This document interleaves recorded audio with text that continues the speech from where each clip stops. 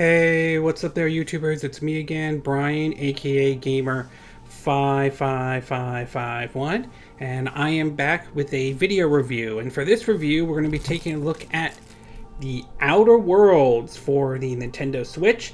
Game is also available on the PS4, Xbox One, and PC via, I believe, Epic Game Store. I don't know if it's available on Steam yet or not though, but if it is, then it is, but for right now I don't know if it is or not. And if you're interested in any gameplay footage of me playing the game, I'll have a link down in the description down below, or if you're watching this on YouTube, you should see a card pop up that you could click to see gameplay footage of me playing the Outer Worlds on the Nintendo Switch. Last year, Obsidian, along with Private Division, part of the Take-Two Interactive company, much like how 2K Games is and Rockstar, released the Outer Worlds for the PS4, the Xbox One, and PC, although it was a Epic Store exclusive. Some people did not like that in any way, and surprisingly, it was a really, really good game. It was basically Fallout without the Fallout name, or some like to say it, putting Fallout to shame and all. It was basically a mixture of different. It was basically part Fallout, part BioShock, part Borderlands, part Mass Effect in either way. And it was a really good game. The game was well written, and the gunplay and all was just fun and all that stuff. And it was definitely my number one game on the PS4 last year, and it was definitely one I would have recommended. So it was kind of interesting following the release of the Outer Worlds on PS4, Xbox One, and PS4, Xbox One, and PC, was that we later learned out of nowhere that a Nintendo Switch version was happening, though. And we learned that that game was handled by Porthouse Virtuos, that had at the time handled several different ports of certain games, ranging from Dark Souls Remastered to LA Noire. They are the ones that also handled the recent release of the BioShock Collection and XCOM 2, to be exact. And originally the game was scheduled to come out in March, but at the time it was supposed to be only a digital-only title and all that stuff. But due to the whole situation with the coronavirus, that got delayed until, say, June, but on the bright side, we got a physical version. Now, there wasn't a whole lot of information about the Switch version, other than a couple of screenshots and all that stuff. And when the game finally came out, though, it got a mixed response to a lot of people. Some people were not happy with this version. Some people thought it was poorly optimized, it didn't play well, even going as far as claiming Switch doesn't need ports and all that stuff, which I'm going to get to in that part a little bit later, though. But after investing some time with the game, I will say that while I don't think the game is 100% perfect, and I understand it may not be for everyone, I will say I don't think the Switch version of the Outer Worlds is as bad as the internet is making it sound like it is. So why don't we get started with our pros and cons, and we'll start off with our first one, the pros. And the first one I want to talk about is the gameplay and experience. And basically the core gameplay experience is still there and all that stuff. The game follows a route very similar to how games like Fallout 3, New Vegas, and Fallout 4, it's worth pointing out Fallout Vegas was developed by Obsidian, the same people who just did the Outer Worlds and all that stuff, where you basically, it has, the gunplay is still there, but you also have choices and consequences, and depending on your actions could impact certain areas. For example, in Edgewater, I had to choose between saving Edgewater or saving basically this settlement that has sort of broken away from Edgewater due to conflict between, I believe it was Abigail and Reed Thompson. Now, in the end, I chose to save Edgewater, pissing off Abigail and all that stuff. But during the dialogues, I was able to convince Abigail that I would try to talk Reed Thompson to leave. I could have done that, or told the settlers that broke away from Edgewater to return to Edgewater. Went up there, talked to Reed Thompson, and I could have chosen to attack him, or I could have persuaded him to leave.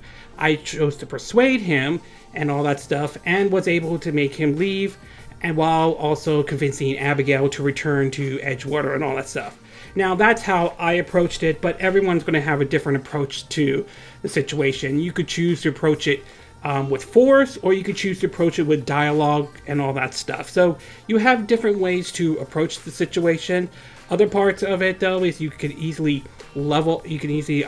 upgrade your equipment, from your weapons, your armor and helmets and all that stuff. You could do that at workbenches and all. And you can also break down weapons and armor as well to use as weapon parts and all that necessary stuff. So as far as the core experience and gameplay, it still remains intact in this game, and that is a very good thing. It's for Switch owners, it's the closest thing we get to a Fallout game right now, until Bethesda actually puts out a Fallout game on the Nintendo Switch.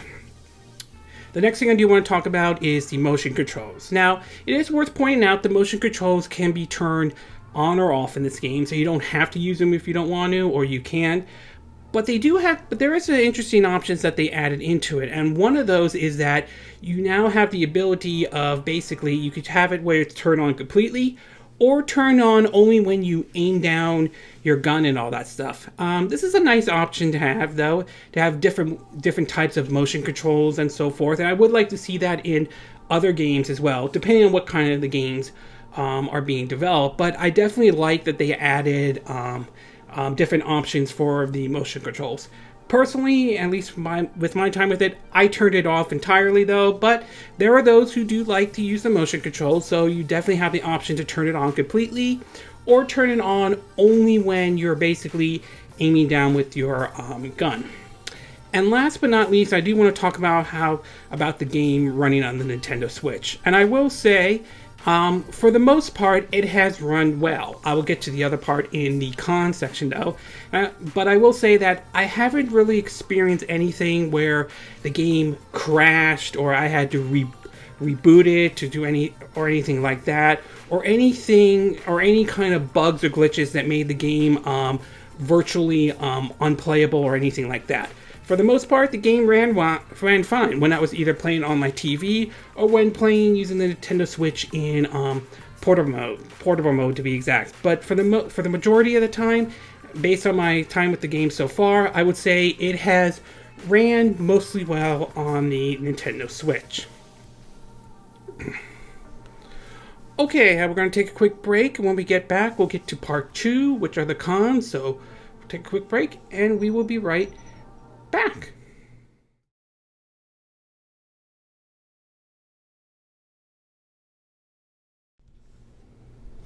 Okay, and we are back with part 2 of our video review of the Outer Worlds for the Nintendo Switch. So now that I gave you the pros, why don't we get started with the cons? And there really are 2 cons I could think of, and I think these are probably the big one as well. Now we'll start with the first one. Now, as I mentioned in the pro part, I talked about how the game ran mostly well on the Nintendo Switch, and it does. And like I said, I didn't find the game unplayable or find any issues where the game crashed or anything like that. Having said that, though, that's not to say it's far from 100% perfect.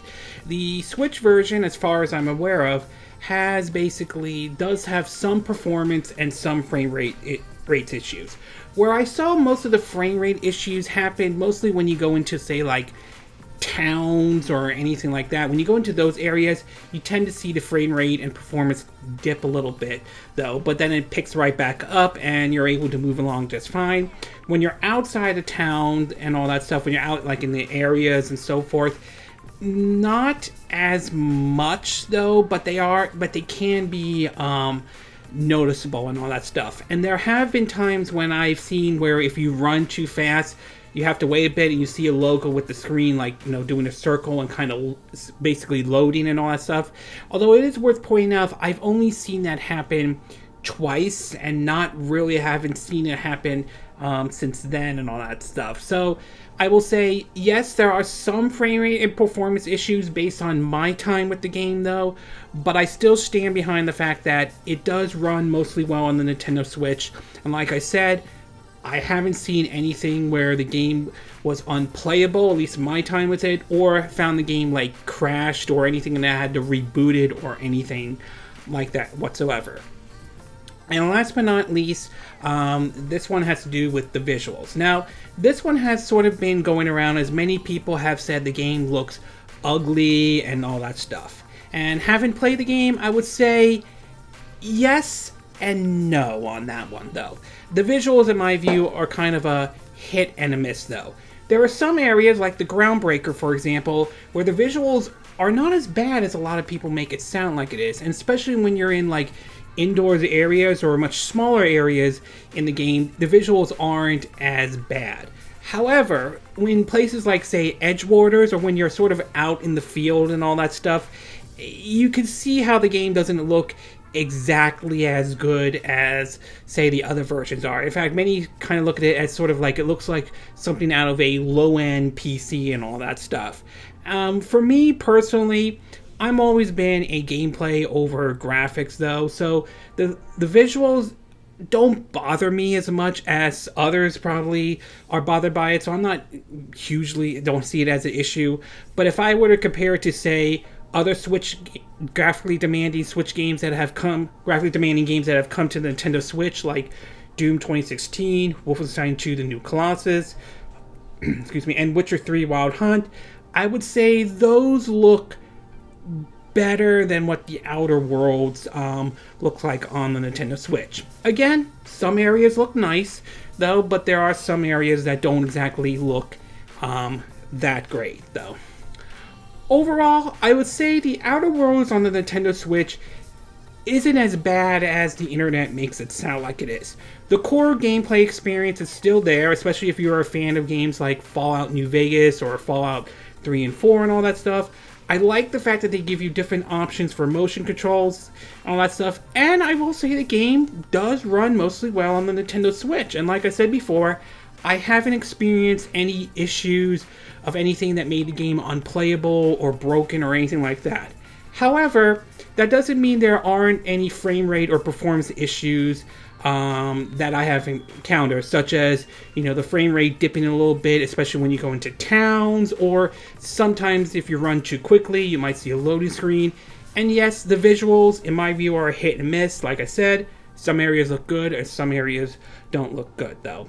But I will say that as far as this game goes, I'm going to put it under what I like to call the cautious recommendation category, much like I would with games like Doom, Wolfenstein 2: The New Colossus, and Witcher 3: Wild Hunt. And the reason why I'm putting in those categories is this. As a whole, I definitely recommend the Outer Worlds. It's definitely a fun single-player experience. The world is still impressive and all that stuff. And it's basically Fallout without the Fallout name, since we don't know what the hell Bethesda is going to be doing with the Fallout games, considering that they're dealing with Fallout 76, which is, well, not as big of a train wreck as Anthem is, but still not beloved by a lot of people, to be exact. But the Switch version, while it's playable, and I don't think it's as awful as the internet makes it sound like it is, it's not going to be the version for everyone, though. There are some frame rate and performance issues that some people are willing to tolerate but won't like, and the visuals are not going to sit well with everybody. So the only way I would recommend the Switch version is if A, you like the idea of portability, or B, the Switch is your only main system. If that's the case, I definitely would recommend getting the Outer Worlds. But if you must have the best looking version of the Outer Worlds, if you're looking for that, I would say skip the Switch version altogether. Go with either the PC version, which last time I checked, it was an Epic Store exclusivity. Whether that's a big deal or not, that's going to be your call. Or go with the PS4 or Xbox One version. But overall, the Outer Worlds is still a good game. It's just a matter of how big of a it's just a matter of, it's just a matter of, in regard to the Switch version, how big of a factor you view portability, and whether or not the frame rate or the performance are going to be an issue for you, whether you think it makes the game unplayable or not. Like I said, I don't think it made the game unplayable. I'm still been able to enjoy the game, to be exact, but everyone's going to have a different experience on that. As far as using this game as the whole argument to ports should not come to the Nintendo Switch, I said this before and I'll probably say this again. I disagree with that argument, to be exact. I think that as we've seen with games like Doom, Wolfenstein, and Witcher 3, it shows that this Switch is capable of running these games and all that stuff. But some of it will come down to optimization and how well they could get the game to run properly on the Nintendo Switch. And if they're able to do that, if they're able to get it to run properly on the Nintendo Switch, I'm all for it. Yes, visuals are probably going to take a hit to some degree and all that stuff, and it's probably not going to look as good as what the PC version or anything like that, but if they could get that core experience there and get the game to run properly at a good frame rate, even if it's at 30 frames per second, then I'm all for it, though, especially with the announcement of, Unreal Engine 5. If they could get the game to, if they want to bring a Switch game that runs on Unreal Engine 5, I'm all for that, though. Just as long as it's optimized properly and they are able to get it running properly and all that stuff. So I really disagree with this whole argument of people using the Outer Worlds with the whole they should stop with the ports should not come to the Nintendo Switch. I really disagree with that because ports are necessary. I understand ports shouldn't be the only thing there. You need first-party games and exclusive, but ports are necessary, especially to avoid the whole dreaded drought, something that the Wii U suffered from in any way. So my take on the issue is I disagree with the argument people are making and saying that ports should not come to Nintendo Switch, and I stand behind that argument. Okay, this concludes my video review of the Outer Worlds on the Nintendo Switch. And again, these are my opinion. What are yours? What are your thoughts about the Outer Worlds on the Nintendo Switch? Do you think the game is do you think the Switch version is as bad as the internet is making it sound like it is? Or do you think people are blowing it way out of proportion? Have you picked up the Outer Worlds yet? And if so, which version are you going with? Are you going to go with the Switch version? Are you going to go with the PS4 version? Are you going with the Xbox One? Or you decide to go with the PC version? And if you're going with the PC version, are you going to pick it up on the Epic Games Store? Or are you waiting to see it come to Steam because you don't like the whole idea of Epic doing these exclusivities and so forth, which is a lot for PC. That certainly is a debate among PC gamers and so forth, though. Do you like what I said in this video? Do you not like what I said? Do you agree or disagree? Do you have a difference of opinion? As always, sound off on the comment section below. Let me know what you think. And if you like this video, then hit the like button. I would appreciate it. And I do hope you subscribe to my YouTube channel. If you do, make sure you hit the bell icon for notifications of any new videos I put up. Also, feel free to share this video if you want to, and feel free to donate to my channel if you like. You could do it through PayPal me or Patreon. Links will be in the description of this video. And I will see you again next time when I do another video. Hopefully that'll be soon. Until then, from Southern California, I wish you all a good day then. And since this is being recorded on Saturday, although this might be a little bit late, happy 4th of July then. Bye!